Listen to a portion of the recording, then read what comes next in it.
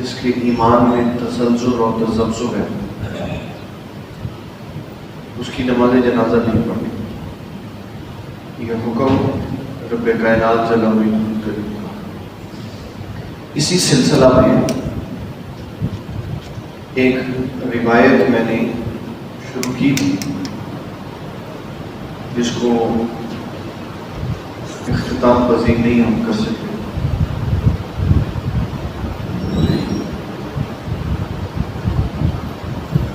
علامہ اسماعیل حقی رحمۃ اللہ علیہ نے تفسیر روح البیان شریف میں سورہ عباسہ میں یہ لکھا ہے ایک بندہ، اور یہ میں نے بات اس لیے سنائی تھی کہ یہ فیصلہ کون کرے گا کہ یہ بندہ مومن ہے یا نہیں. کیا منہج ہے جس کی بنیاد پر یہ فیصلہ کیا جائے؟ آپ فرماتے ہیں کہ جب اس بندے نے مسجد کے امام کے پیچھے نماز مغرب پڑھی، اس نے سورہ عباسہ پڑھی، عشاء کی نماز پڑھی، سورہ عباسہ پڑھی، اگلے دن فجر کی نماز ہوئی تو پھر اس نے سورہ عباسہ پڑھی. وہ بندہ روز گیا اس کے پاس، کہنے لگا یار کیا بات ہے، 3 نمازوں میں تو عباسہ پڑھتا ہے اور کوئی قرآن نہیں تجھے آتا؟ اس نے کہا نہیں قرآن مجید تو مجھے آتا ہے سارا، یہ میں اس لیے پڑھتا ہوں. اس میں ایک مسئلہ ہوا تھا، عباسہ و تولیٰ، تیوری چڑھائی اور پھیرا، ان جاءہ الأعمى، جب اس کے پاس نابینا آ جائے. یہ واقعہ عبداللہ بن ام مکتوم کا، جب وہ رسول اللہ کی بارگاہ میں حاضر ہوئے کسی مسئلے کو دریافت کرنے کے لیے، آپ نے ان کی طرف توجہ نہیں فرمائی. آپ اس وقت کبار صحابہ قریش مکہ کے ساتھ مصروف تھے دعوت تبلیغ میں، آپ نے ان کی طرف توجہ نہیں کی. اللہ تعالیٰ نے فرمایا کہ وما یدریک لعلہ یزکیٰ، آپ کو کیا معلوم ان ساروں سے یہ نابینا زیادہ پاکی تھا. کیا او یذکر فتنفعہ الذکریٰ، اگر آپ اس کو نصیحت کی بات سناتے تو یہ سب سے زیادہ فائدہ دے سکتا تھا. اما من استغرق، آپ نے اسے بے پرواہی برتی. ساری باتیں بیان کرنے کے بعد اللہ تعالیٰ جل وعلا کریم نے نبی صلی اللہ علیہ وسلم کو متوجہ کروایا، اور وہ جو بھی آپ کے پاس آیا آپ اس کی طرف توجہ. وہ کہنے لگا کہ میں یہ صورت اس لیے پڑھتا ہوں، اس میں اللہ تعالیٰ نے حضور کو ڈانٹا ہے، مجھے بڑی تسکین ہوتی. بس اس کا یہ بات کہنا تھا کہ اس کا مقدمہ عمر بن خطاب کی بارگاہ میں پیش ہوا. آپ نے علامہ اسماعیل حقی رحمۃ اللہ علیہ فرماتے ہیں اس قرآن کی آیت پڑھنے کی وجہ سے عمر بن خطاب نے اس کا سر اتار دیا. مجھے قرآن مجید میں اس کے علاوہ اور کوئی نہیں آیت نظر آتی. وہ ضحیٰ پڑھتا، والشمس پڑھتا، والفجر پڑھتا، واللیل پڑھتا، قد نری تقلب وجهک فی السماء پڑھتا. اور عمر بن خطاب کا یہ کام بیانی اسلام ہے. آپ نے فرمایا عمر وہ ہے جس کی زبان پہ اللہ نے حق جاری کر دیا، اس کا کام اسلام ہے. رسول اللہ کے زمانہ میں آپ نے ایک مسلمان کلمہ کو جو کہتا تھا آپ نے آپ کو، اس نے رسول اللہ کا فیصلہ نہیں مانا. عمر بن خطاب کے پاس گیا، اس کا سر تھا فلا وربک لا یؤمنون حتی یحکموک، محبوب جو آپ کا فیصلہ نہیں مانتا، عمر کا فیصلہ اس کے لیے بالکل صحیح.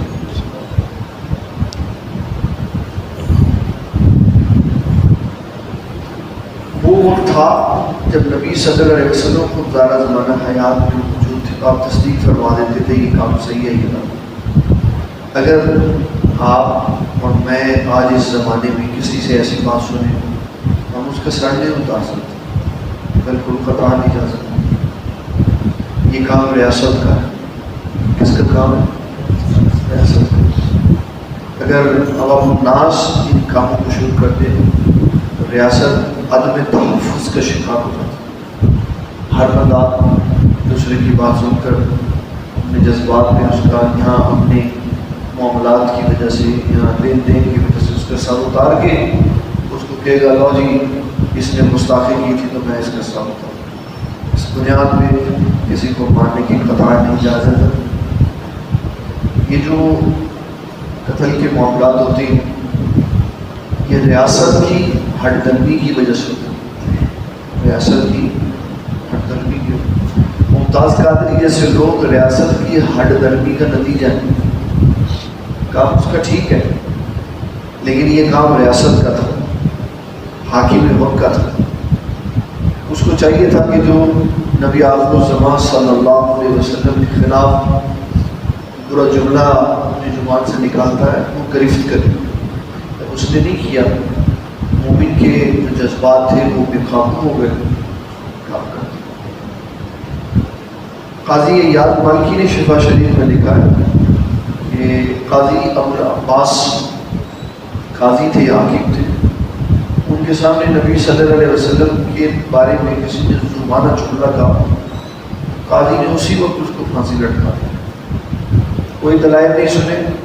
بعد میں کہا میں موجود ہوں, میرے سامنے بات میں مجھے دلیل کی ضرورت ہی نہیں. اگر حاکم, قاضی, جج اپنے اختیارات کا استعمال نہیں کرتا پھر عوام الناس میں سے اٹھ کے یہ کام کرتے. حضرت ابوبکر صدیق رضی اللہ تعالیٰ عنہ نے ختم نبوت کی مہم چلائی خود. جب مسلمہ کذاب نے اپنا لشکر 60,000 بندہ تیار کیا اور اس نے چھلانگ لگا دی کہ میرا اپنا ایک ذاتی مذہب ہے, آپ نے اس کے خلاف جو جہاد کیا 34,000 بندے مارے. آپ نے کتنے بندے؟ 34,000 بندے مارے. نبی صلی اللہ علیہ وسلم کی ختم نبوت پہ ڈاکہ نہ پڑے, 34,000 بندے مارے اور 1200 صحابہ مسلمانوں کی بھی شہید. اتنا زبردست. 27 رسول اللہ صلی اللہ علیہ وسلم کی غزوات میں 259 صحابہ شہید ہوئے, 27 غزوات, اور اس ایک جنگ میں 1200 صحابہ شہید. کتنا بڑا ڈفرنس. لیکن کسی جان کی پرواہ نہیں کی, کسی شخص کی پرواہ نہیں کی. حاکم تھے, قانون نافذ کر دیا اور قیامت تک کے لیے یہ دروازہ بند کر دیا کہ جو نبی صلی اللہ علیہ وسلم کی نبوت پر حملہ کرے گا اس کا علاج ہی, اس کی معافی بھی کوئی نہیں. معافی بھی اور کوئی بھی احانت سرکار کائنات صلی اللہ علیہ وسلم کے بعد معافی دینے کا حق ادا نہیں. بالکل حضور صلی اللہ علیہ وسلم نے جو معافی دی, آپ کیونکہ صاحب حق تھے, آپ کی احانت ہوئی تھی, آپ خود موجود تھے, آپ نے اپنے خلاف بات کرنے والوں کو, اپنے خلاف قتل کے منصوبے بنانے والوں کو معاف فرما. وہ ان کا اپنا اختیار تھا. اس کے بعد کسی بھی بندے کو یہ اختیار نہیں ہے کہ وہ نبی صلی اللہ علیہ وسلم کی ذات اقدس پر بات کرنے والے کے بارے میں نہ نرم لہجہ رکھ سکتا ہے اور نہ نرم فیصلہ کر سکتا ہے.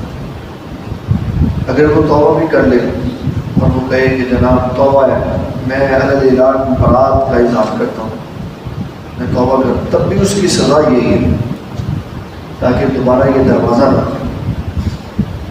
اللہ کے نزدیک اس کی توبہ مانی جائے گی, لوگوں کے نزدیک اس کو سزا ملے تاکہ کسی کے اندر دوبارہ یہ جرات نہ ہو. اور یہی اسلام. آپ صلی اللہ علیہ وسلم کیونکہ صاحب اختیار تھے, آپ نے بے شمار لوگوں کو معاف فرما دیا, لیکن بے شماروں کو آپ نے سزا بھی دی. ابن قتل کعبے کے پردے کے بیچ میں چھپا, آپ نے وہیں اس کو قتل کروا. حالانکہ کعبہ حرم ہے اور حرم کے اندر کسی کو ہتھیار اٹھانے کی اجازت نہیں. علامہ جلال الدین سیوطی رحمۃ اللہ علیہ فرماتے ہیں سورۃ فیل کے شان نزول میں کہ جب اللہ تعالیٰ نے ابابیلوں کو بھیجا کہ جاؤ ہاتھی والوں کو مارا, ایک بندہ کعبے کے اندر چھپ گیا, 3 دن وہ چھپا رہا. ابابیل وہ باہر دیوار پہ بیٹھا, اس کے پاس جو کنکر تھا وہ اس کو مارنے کے لیے تھا. حرم کے اندر کنکر پھینک نہیں سکتا تھا کہ یہ پاکیزہ اور طیب جگہ ہے, حرمت والی جگہ ہے. 3 دن کے انتظار کے بعد جب اس نے دیکھا کہ ابابیلیں ساری اڑ گئی ہیں، اب کوئی خطرہ نہیں، وہ 3 دن کے بعد جب حرم سے باہر آیا تو پھر ابابیل نے اس کو خود کر مارا کہ وہ جانور بھی حرم کی حرمت کا خیال رکھتا تھا. تو نبی صلی اللہ علیہ وسلم نے حرم کے اندر اور دیوار کعبہ اور غلاف کعبہ کے درمیان میں اگر کسی کو مارا تو اس کا مطلب ہے اس کا جرم کوئی اتنا بڑا تھا، اللہ تعالیٰ نے ان لمحات میں کعبے کی حرمت بھی ختم فرما دی. اور وہ ابن قتل جو ہے وہ اس کی اگر ہم تاریخ پڑھ لیں تو پتہ چلتا ہے یہ وہ تھا جو اپنے اشعار میں رسول اللہ کو گالی دیتا تھا. اسلام نے اس کے لیے کوئی رعایت نہیں. رعایات ان کے لیے ہیں جن سے گناہ سرزد ہوتے ہیں، غداروں کے لیے رعایت نہیں ہوتی، غداروں کے لیے سزا ہوتی. یہ اسلام نے بتایا. اس آیت میں ایک اور جو بڑا اہم مسئلہ نکلتا ہے وہ یہ، اللہ تعالیٰ جل مجدہ الکریم ارشاد فرماتا ہے وَلَا تُصَلِّ عَلَىٰ أَحَدٍ مِّنْهُمْ مَاتَ أَبَدًا وَلَا تَقُمْ عَلَىٰ قَبْرِهِ. یہ آیت عبداللہ بن ابی بن سلول کے لیے، اس نے کہا قمیض مجھے رسول اللہ کی پہنا دو. اس سے علماء کرام نے یہ مسئلہ اخذ کیا ہے کہ متبرک اشیاء کا قبر میں لے کے جانا یہ جائز ہے. بعض افراد فوت ہوتے ہیں تو وہ اپنے پیچھے والوں کو وصیت کر جاتے ہیں عہد نامہ ساتھ رکھ دینا، عہد نامہ ساتھ رکھ دینا متبرک شے.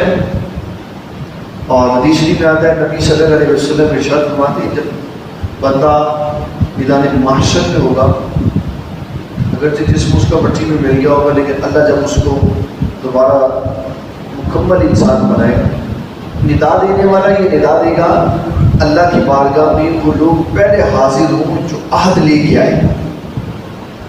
اگر کوئی بندہ اپنے فوت شدہ آدمی کے سینے پر اس کے سر پر عہد نامہ رکھ دیتا ہے تو یہ عہد نامہ اس کی بخشش کا سبب. قرآن شریف کی کوئی آیت لے کے رکھ دیتا ہے تو یہ اس کی بخشش کا سبب. خلاف اسلام نے قبر کے اندر تبرکات کا رکھنا. حضرت معاویہ رضی اللہ تعالیٰ آپ کا جب وصال ہوا، آپ نے وصال سے پہلے ایک ڈبی دی اپنے گھر والوں کو. گھر والے پوچھنے لگے یہ کیا؟ فرمایا اس میں نبی صلی اللہ علیہ وسلم کے ناخن مبارک ہیں، جب مجھے کفن پہنا دو، غسل دے دو تو میری آنکھوں کے اوپر رکھ دینا تاکہ یہ میری بخشش کا سبب ہو. اللہ تعالیٰ نے جس کا